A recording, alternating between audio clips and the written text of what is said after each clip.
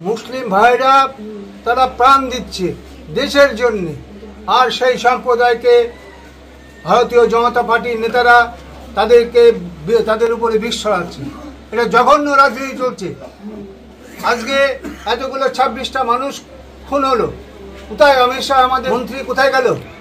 কেন হলো? কোটি কোটি টাকা, হাজার হাজার কোটি টাকা কাশ্মীরের জন্য ব্যয় হচ্ছে। সেখানকার নাগরিকরা কীভাবে আছে না আছে, আজকে বিদেশি পর্যটকরা, দেশীয় পর্যটকরা এক জায়গায় ছিল, সেখানে অন্তত 500 মানুষ, সেখান থেকে কীভাবে হত্যা হলো? তাদের নিরাপত্তা কোথায় গেল? অমিত শাহ বড় বড় কথা বলে, তাদের নিরাপত্তাটা কোথায় গেল? আজকে নিরাপত্তা নেই কেন? জবাব দিতে হবে।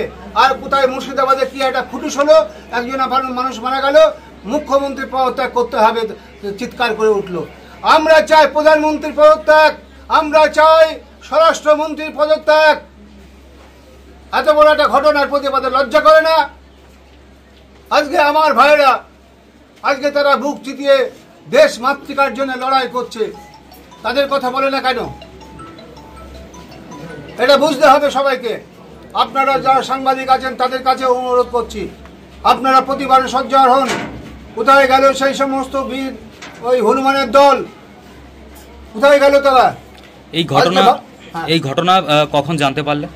আমি জানতে পেরেছি, ওই রিন্টু আমাকে ফোন করেছিল, তখন আমি আন্দুলে একটা কাজে ছিলাম, প্রায় 12টার আগে হবে।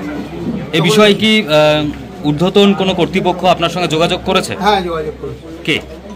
আমাদের সঙ্গে ডাইরেক্ট মমতা ব্যানার্জি, আমাদের রাজ্যের মুখ্যমন্ত্রী, তিনি অরূপদাকে বলেছিলেন, অরূপদা আমাকে নিজে ফোন করেছেন। আমরা এই পরিবারের পাশে আছি, থাকবো।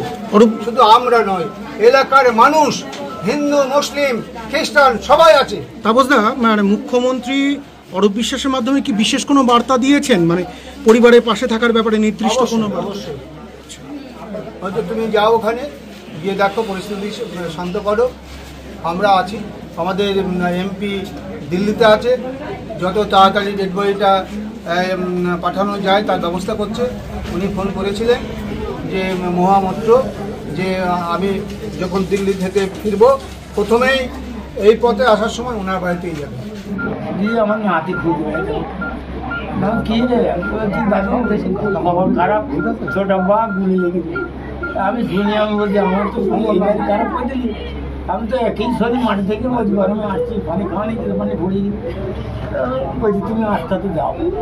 বাড়ি আসছি 12টা বাজে, তখন এমনি নৌকা আসছে।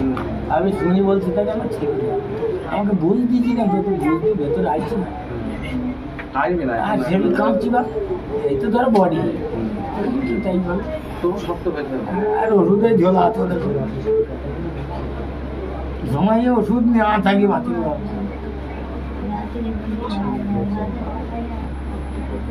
ডেড বডি আস্তে আস্তে কালকে কখন হবে? কালকে বিকেলে হবে, 8টার সময় শুনছি। আজকে দিল্লি আসবে, ডাইরেক্ট আসবে।